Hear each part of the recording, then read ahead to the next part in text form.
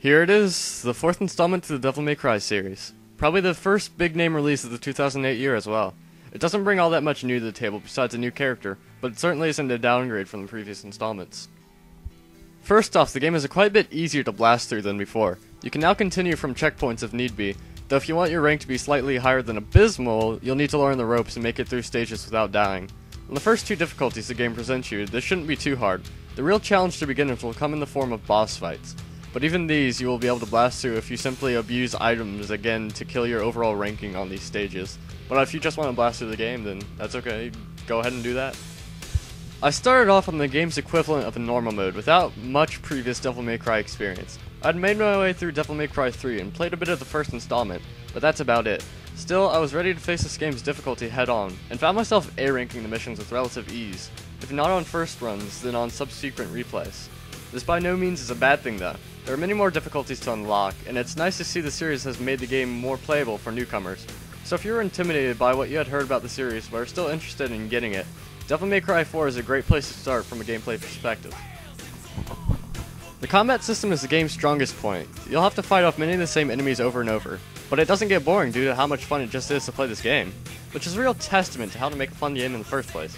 It also shows that how having even just a little bit of a difficulty flare can eliminate any sense of repetition and monotone feel a game might have suffered from otherwise. Nero's Devil Arm I thought was pretty cool. You can use it to grab enemies, bring them closer to you, and just like zip around the room for boss fights. But once you get Dante, you can't use it anymore, and it's kind of disappointing because that was a pretty cool aspect of the game. I also didn't like how Nero couldn't gain any new weapons throughout the game. Once you get Dante, you get a few, but I didn't find much use for them. I do truly appreciate though the difference between the shotgun Coyote and Ebony and Ivory.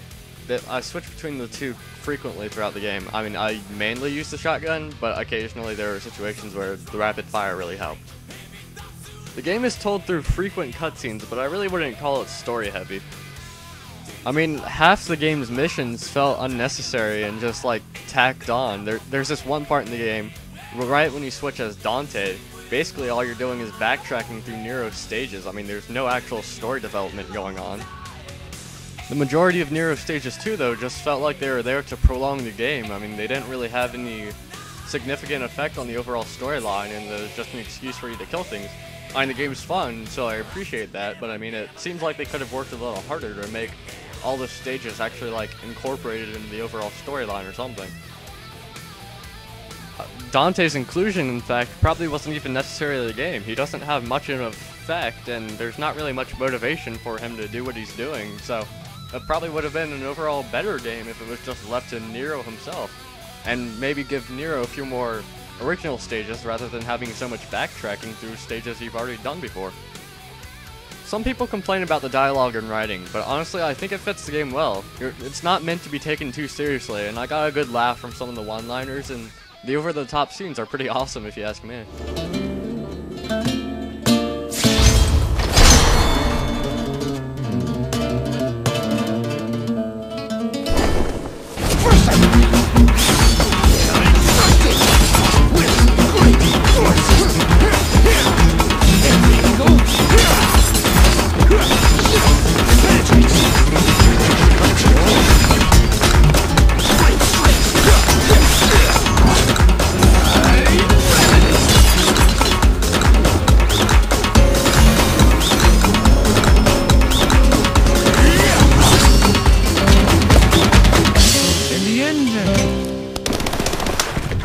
You're all satisfied. You are set free.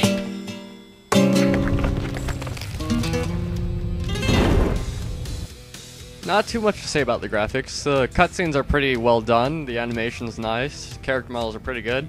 I haven't encountered any frame rate hitches, and that's about it. The music and sound are what you've come to expect from a Devil May Cry game. Not too much has changed. Fairly standard music is played within the stages until you confront a group of enemies, and which it then jumps to a death metal theme or something.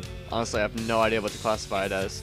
It fits the game, but those with softer taste probably will find it annoying more than anything.